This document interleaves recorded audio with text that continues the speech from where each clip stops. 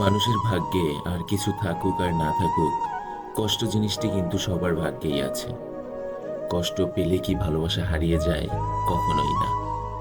যে ভালোবাসতে জানে সে হাজার কষ্টের মাঝেও ভালোবাসতে পারে। কারো মনে কখনোই আঘাত দিও না, তাহলে তুমি কোনোদিন সুখী হতে পারবে না। কাউকে ভালোবাসতে না পারো, কারো সাথে অভিনয় করো না। একটি কথা মনে রেখো, কারো চোখের পানি তোমার জীবনের অভিশাপ হয়ে ঝরতে পারে। একটুখানি ক্ষমা চাইলে যেমন অনেক সম্পর্ক বেঁচে যায়, ঠিক তেমনি ক্ষমা করতে পারলে সম্পর্কটা আরো বেশি মজবুত হয়ে যায়। পুরুষ মানেই কেবল ধর্ষণকারী নয়। একটি নারীর সবচেয়ে নিরাপদ স্থান হচ্ছে একটি পুরুষের বুকে, যদি সেই পুরুষটি চরিত্রবান হয়।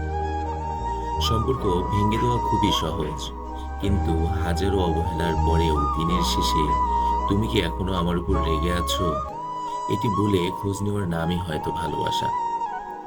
সম্পর্ক তো সেটাই, যেখানে ঝগড়া মান অভিমান থাকার পরেও কেউ কাউকে ছেড়ে কখনো চলে যায় না। জীবনটি খুবই কষ্টের, কিন্তু কাউকে বোঝানো যায় না। মনটি খুবই অসহায়, কিন্তু কাউকে দেখানো যায় না। কারো কষ্ট কেউ আসলে বোঝে না। আপনার কষ্টগুলো শুধু আপনার কাছেই কষ্ট মনে হবে, আর বাকি সবার কাছে গল্প মনে হবে, কল্পনা মনে হবে। প্রেম একটি সুখ পাখি, তাকে পুষতে হয় বুকের খাঁচায়। সেই প্রেম কিছু মানুষকে হাসায়, আবার কিছু মানুষকে কাঁদায়। ভালোবাসা কখনো কখনো পর হয়ে যায়। সে সবাইকে বুঝিয়ে দেয়, সবাই সবসময় কাছের মানুষ হয় না।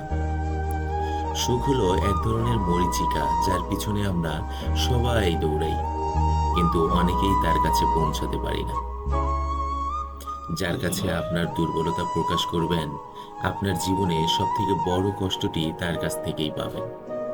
এটাই এই পৃথিবীর চরম বাস্তবতা, মেনে নিতে হয়। মানুষের কাছ থেকে পাওয়া কষ্ট, অবহেলা, অত্যাচার একটি সময় আপনাকে বুঝিয়ে দিবে কিভাবে কঠিন হতে হয়। জীবন মানেই বাস্তবতার পুতুল খেলা নয়। কারো প্রথম ভালোবাসার মানুষ হতে পারা বিশাল ব্যাপার, কিন্তু কারো শেষ ভালোবাসার মানুষ হতে পারা তার থেকেও অনেক বেশি মূল্যবান।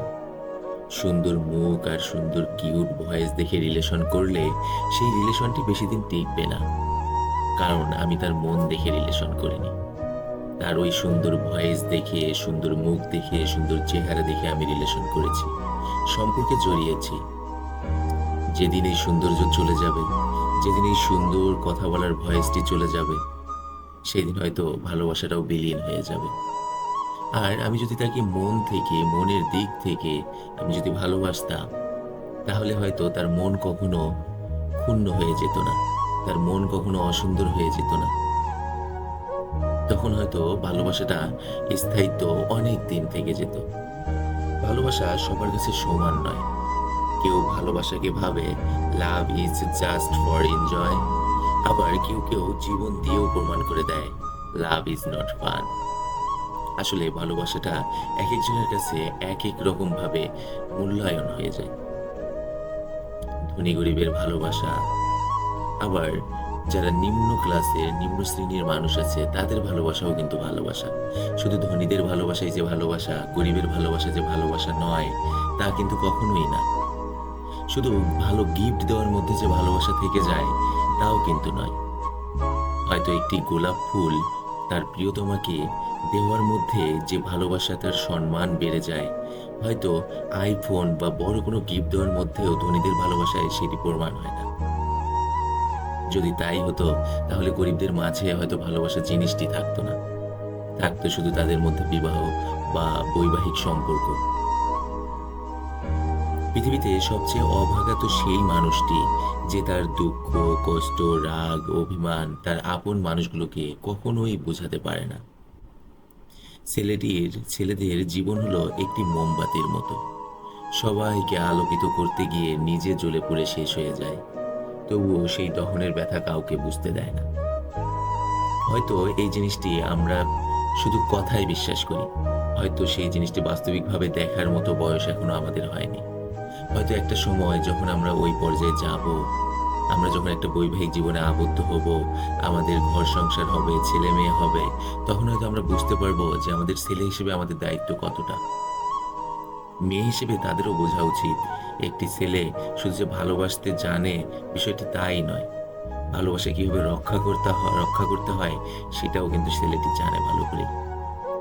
কাউকে মন থেকে ভালোবাসলে না দেখে থাকা যায়, ঝগড়া না করেও থাকা যায়, কথা না বলেও থাকা যায়, দেখা না করেও থাকা যায়, কিন্তু তাকে না ভেবে কখনোই থাকা যায় না। সবসময় তার মধ্যে আলাদা একটা টেনশন কাজ করে। আপনার অজান্তেই সে আপনার ভাবনায় চলে আসবে। এটাই তো ভালোবাসা। ভালোবাসা তো সেটাই যেখানে একজনের না বলা অনুভূতিটি অন্যজন বুঝতে পারে। ভালোবাসা মানে একে অপরকে বোঝা। শুধু রাগ অভিমান দিয়ে কখনো ভালোবাসা চলে না। আমি রাগ দেখালাম, অভিমান দেখালাম, ক্ষমা করার টেন্ডেন্সি আমার ভিতর নেই, তাহলে কিন্তু ওই ভালোবাসা টিকবে না। আমরা বাস্তবিক জীবনে বা এই পর্যায়ে এসে যত রিলেশনই দেখি না কেন, সব রিলেশন ভেঙে যায় শুধু একজন আরেকজনকে না বোঝার জন্য। আমরা কেন জানি মেনে নিতে পারি না। সবসময় আমরা ভাবি যে আমার মনের মতোই তো হবে আমার প্রিয়তমা বা আমার প্রিয়তম। কিন্তু একবারও বুঝি না যে আমাকে নিজেকেও তো স্যাক্রিফাইস করতে হবে। আমি নিজেও তার মতো হয়ে দেখাই না কেন। আমরা সবাই সবার কাছে ভালো হয়ে থাকার চেষ্টা করি। ক্ষমা করার চিন্তা আমাদের মনে নিয়ে আসি। শুধু রাগ দেখানোর মধ্যেই ভালোবাসা না, ক্ষমা করার মধ্যেও ভালোবাসা, স্যাক্রিফাইসের মধ্যেই ভালোবাসা। ধন্যবাদ সবাইকে। যদি গল্পটি ভালো লেগে থাকে অবশ্যই আমার পেজটি ফলো দিয়ে রাখবেন। ইউটিউব থেকে দেখে থাকলে অবশ্যই সাবস্ক্রাইব করে রাখবেন। নিত্য নতুন ভিডিও পেতে অবশ্যই ফলো বাটনে ক্লিক দিয়ে রাখুন।